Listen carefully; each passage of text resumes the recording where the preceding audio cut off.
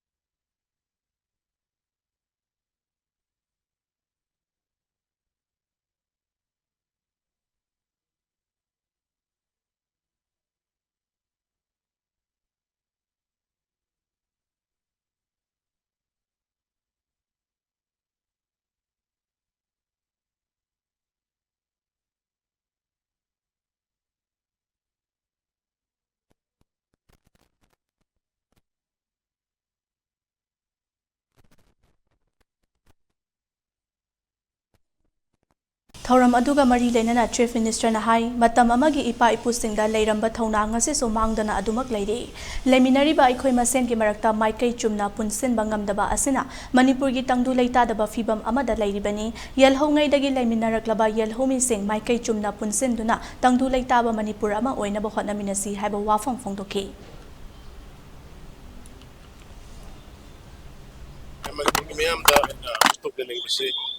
Manipur ki hujik salliba tangdu leitadaba fibam sida ikhoi masen amaga support tawnaraga amaga mateng pangnaraga ikhoi masen